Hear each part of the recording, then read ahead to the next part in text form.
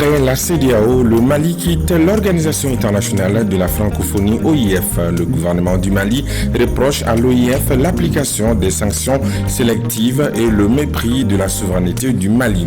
Vous en saurez plus dans ce journal. Le retour des enseignants de l'Académie de Ménaka est en bonne voie. Les choses commencent à bouger car le collectif des enseignants de la région de Ménaka a rencontré hier lundi le Premier ministre et certains membres du gouvernement afin d'amorcer la tension. La mission de collecte des besoins, des attentes et des problèmes de la société pour l'exercice 2025 du Conseil économique, social, environnemental et culturel a commencé ce mardi 18 mars 2025 à Bamako. En plus du district de Bamako, elle va sillonner les 19 régions du Mali. Bienvenue à tous aux informations sur la télé Totalement Votre Renouveau Télé. C'est parti depuis ce mardi pour la mission de collecte des besoins, des attentes et des problèmes de la société pour l'exercice 2025.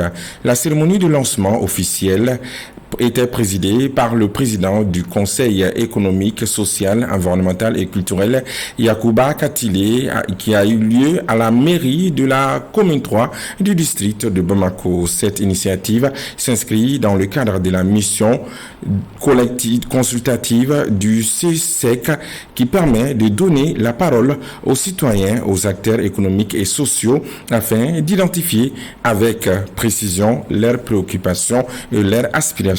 Pour plus de détails, écoutons Yacouba Katile, président du Conseil économique, social, environnemental et culturel au micro de Bakari M. Sidibé et Sanata Boari.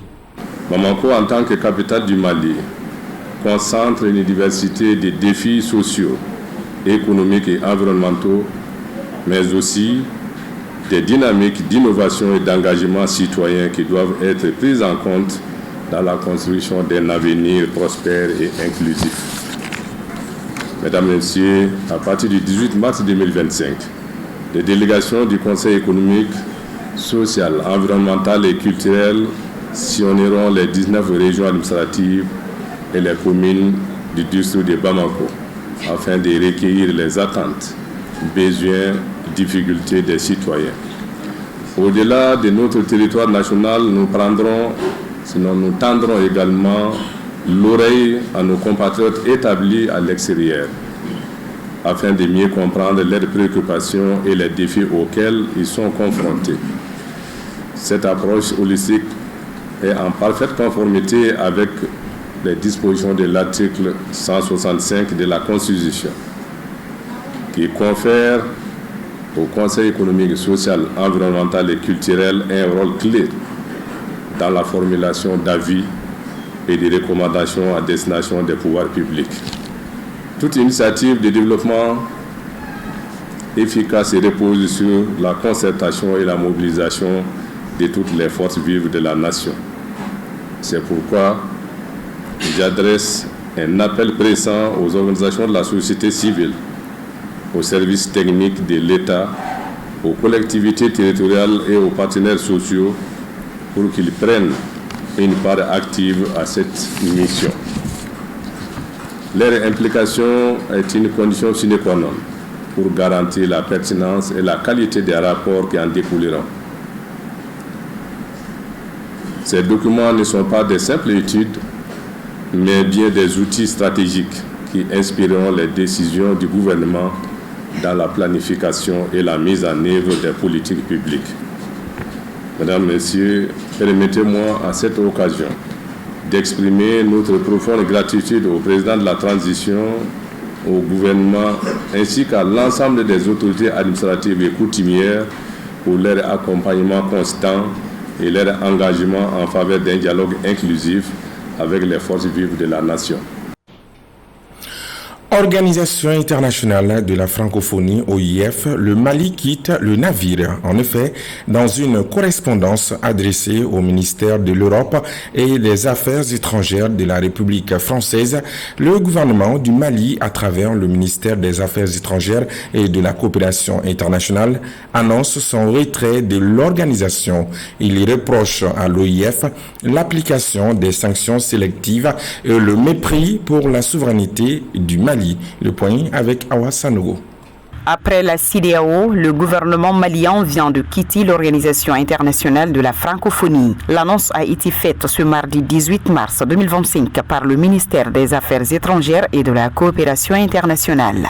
Dans sa correspondance, le ministère des Affaires étrangères a rappelé que la République du Mali, membre fondateur de l'Agence de coopération culturelle et technique devenue par la suite l'Organisation internationale de la francophonie, a contribué de manière significative à la construction et au renforcement de cette organisation. Le Mali a à maintes occasions démontré son attachement aux valeurs et idéaux promus par la francophonie. Cependant, regrette-t-il depuis l'avènement de la transition, l'OIF, au lieu d'accompagner le Mali dans la réalisation des aspirations légitimes de son peuple, s'est illustré par l'application sélective des sanctions et le mépris pour la souveraineté du Mali. Et d'ajouter que le Mali ne peut demeurer membre d'une organisation aux agissements incompatibles avec les principes constitutionnels qui guident l'action publique au Mali fondée sur la souveraineté de l'État, les choix souverains du peuple et la défense de ses intérêts. Par conséquent, poursuit le ministère des Affaires étrangères et de la coopération internationale, conformément à l'article 10 de la Charte de la francophonie du 23 novembre 2005,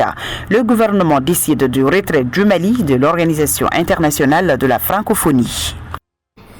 Une semaine après la décision de suspension de salaire des enseignants absents à leur poste dans la région de Ménaka, les choses commencent à bouger.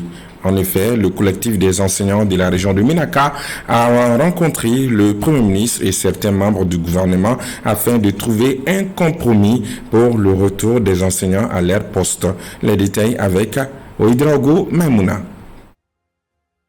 Le Premier ministre, le général Abdoulaye Maïga, a reçu en audience hier lundi 17 mars 2025 une forte délégation du collectif d'enseignants de la région de Ménaka. Cette rencontre s'inscrit dans la dynamique gouvernementale de restaurer l'administration et les services sociaux de base dans la région de Ménaka. Selon la cellule de communication et des relations publiques de la primature, ce cadre de concertation a été bien apprécié par le collectif des enseignants de la région de Ménaka.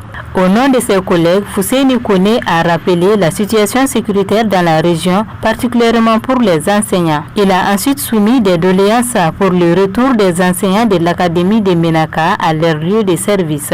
Ainsi, le collectif souhaite les déplacements sécurisés des enseignants de Bamako à Ménaka, la possibilité d'évacuation en cas de maladie, des traitements particuliers en termes de logement et de vivres, ainsi que le renforcement de la communication. Au cours des échanges, des pistes ont émergé, notamment l'accompagnement sur le plan de la sécurité et du logement. Selon la cellule de communication et des relations publiques de la primature, le ministre de la Défense et des anciens combattants, le général Sadio Kamara, a donné l'assurance que la situation sécuritaire est favorable au retour des enseignants à Ménaka. En plus du Premier ministre, les ministres de la Défense et les représentants du collectif ont pris part à cette rencontre.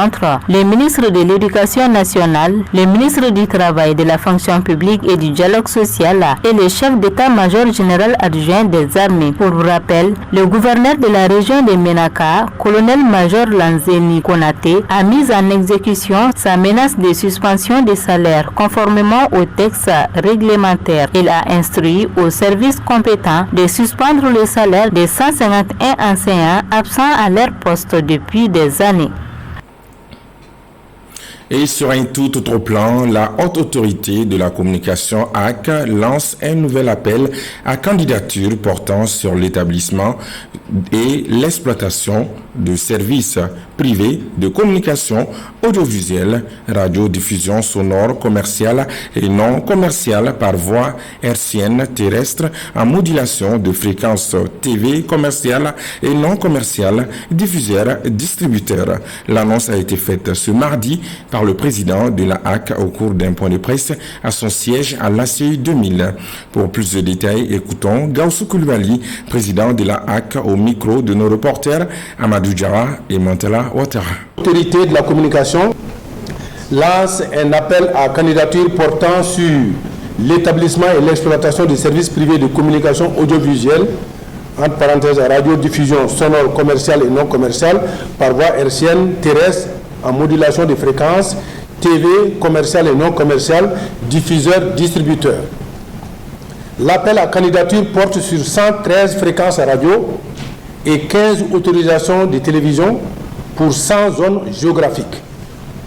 La liste des zones géographiques et la typologie des médias concernés par l'appel à candidature est disponible à la HAC. Les dossiers d'appel à candidature peuvent être retirés au niveau du siège de la Haute Autorité de la Communication, immeuble du contrôle général des services publics à l'ACI 2000, à compter du mercredi 19 mars 2025 à partir de 10h. Les frais de retrait des dossiers sont fixés à 300 000 francs pour les radios commerciales, 150 000 francs pour les radios non commerciales, 500 000 francs pour les télévisions commerciales, 300 000 francs pour les télévisions non commerciales, 1 million de francs CFA pour les diffuseurs-distributeurs de programmes audiovisuels. Ces frais doivent être versés avant le retrait des dossiers dans le compte bancaire numéro, c'est indiqué, domicilié à la Banque malienne de solidarité. La date de dépôt des dossiers au siège de la Haute Autorité de la Communication est fixée au lundi 5 mai 2025 à minuit. Ce mardi 18 mars 2025 s'est tenue la 8e session du Conseil d'administration de l'École supérieure de journalisme et des sciences de la communication. Il s'agit pour les membres du conseil d'administration de faire le bilan de l'année écoulée, évaluer le budget prévisionnel de l'année 2025 et évoquer les perspectives. Gabriel Keita, Al-Oussinou Diallo pour le compte-rendu. Examiner le bilan de l'année écoulée, examiner le rapport budgétaire de l'année 2025 et faire des propositions et des recommandations pour l'année 2025. Tels étaient entre autres les points inscrits à l'ordre du jour de la 8e session du Conseil d'administration de l'École supérieure de journalisme et des sciences de la communication, ESJSC. Pour la réalisation de ces missions, l'École de journalisme mise sur un budget prévisionnel équilibré en recettes et en dépenses estimé pour l'exercice 2025 à la somme de 599 428 517 francs CFA contre 527 233 150 francs CFA en 2024, soit un taux d'augmentation de 4,63%. Lors de cette session, le directeur général de l'ESJSC a également partagé ses perspectives pour l'année 2025. Parmi les points évoqués figure la construction du nouveau siège de l'ESJSC.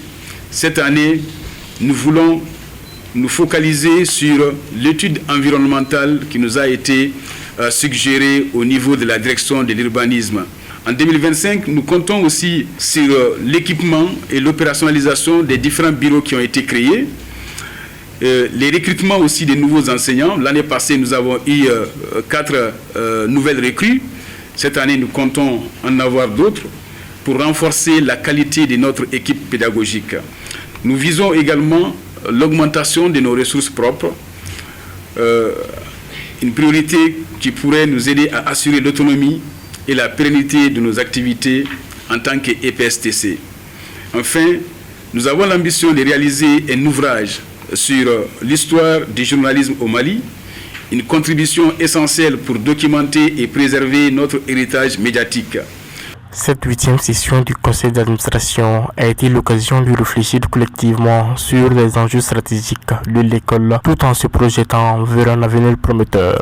Les recommandations formulées et les perspectives tracées constituent des leviers essentiels pour le développement continu de l'ESJSC. Dans le cadre de la célébration du 8 mars, le Centre national d'information, d'éducation et de communication pour la santé a accueilli l'émission Bon Appétit de Renouveau TV pour l'enregistrement d'un numéro spécial essentiellement consacré à la santé. Bala Soumaïla Traoré, compte rendu. Cette émission spéciale avait comme invité la directrice générale du CENIEX, Mme Magassa Salimata Ouattara, et du sous-directeur des établissements sanitaires et de la réglementation, Dr Youssouf Koulibaly. L'initiative entre dans le cadre d'un partenariat entre le groupe Renouveau et le CENIEX. Et cette émission était une émission pilote dans la nouvelle forme de partenariat. Et je pense que la mobilisation qui était palpable sur le terrain et l'engouement avec lequel les travailleurs du ministère de la Santé et leurs partenaires d'autres structures étaient là, je pense que la mission était nécessaire. Elle est venue au bon moment. Et nous estimons également qu'il s'agit d'un partenariat qui a son avenir devant lui. Ce format particulier de célébration de la Journée mondiale de la femme vise à obtenir des résultats concrets en matière de communication sur la santé. Dans le folklore et autres, les femmes ne retiennent rien de l'information capitale qu'on leur donne. Donc nous, on a épargné ces folklores, on a mis en place une journée autour du rôle de la communication sur la santé de la mère et de l'enfant. Donc c'est pourquoi nous avons tenu à faire ça. Et le SENEX est une structure essentielle pour vraiment le système de santé. Parce que c'est la structure qui vraiment appuie, élabore, coordonne les messages de communication sur la santé. C'est la structure qui a la capacité de traduire de façon appropriée, en langue la plus adaptée, précise et compréhensible par la population. En plus de Bon Appétit, ce partenariat s'étendra sur d'autres émissions des organes du groupe Renouveau, voire d'autres radios, télévisions, journaux privés de la place. Sans oublier les médias sociaux qui constituent des outils de communication modernes et efficaces s'ils sont utilisés à bon escient. Le dimanche 16 mars 2025, Cherifula TV, en collaboration avec la société Copca Vika, a organisé une rupture collective de jeunes à la direction technique de Cherifula TV. Par ce geste, les organisateurs veulent renforcer leur partenariat en ce mois béni du Ramadan. Gabriel Keita, Mantalawatra pour le compte-rendu. L'initiative avait pour but de renforcer les liens et les partenariats entre Cherifula TV et Copca Vika. Par cette rupture de jeunes, les organisateurs ont souhaité créer un moment de convivialité et de solidarité, favorisant ainsi un esprit d'unité en ces mois bénis. L'objectif de cette rupture collective répond à l'un des dits de nos prophètes, Mohammed sallallahu alayhi wa sallam. Un génère qui rompt le jeûne de son frère génère a le même mérite que celui-ci. Donc nous sommes à la 4e édition avec le groupe TV Cherifula. Donc je pense que nous allons continuer dans cette même là de chaque année, que le Seigneur nous donne la force de pouvoir continuer ainsi. Les partis ont exprimé leur satisfaction quant à cette initiative et rappelé son importance dans le renforcement des relations professionnelles et humaines. Un sentiment de fierté, un sentiment de reconnaissance à l'endroit de l'initiateur. Effectivement, nous sommes à la 3e édition. Comme c'est enseigné dans les Saints Corans, celui qui donne à un jeûneur une rupture, c'est comme si tu as donné la nourriture à tous les jeûneurs du monde. Donc c'est fort de cet esprit que El Hadj Konaté Harouna a initié cette rupture collective à l'endroit du personnel de Cherifula Télévision, plus précisément la direction technique qui est à Moribabougou. Donc nous sommes très heureux ce soir parce que vous n'êtes pas sans savoir que Copca Vika est en partenariat avec Cherifula Télévision. C'est dans cette optique que chaque année nous organisons cette rupture collective. Ce moment a été ponctué par des salutations, des prières et des discussions autour des projets communs et des perspectives pour l'amélioration des relations entre les structures. Fin donc de cette session d'information sur Renouveau Télé, la télé totalement vôtre. Bonne suite de Ramadan aux musulmans et bonne suite de Carême aux chrétiens. Que la paix et la grâce de Dieu soient sur le Mali. Amen. À bientôt.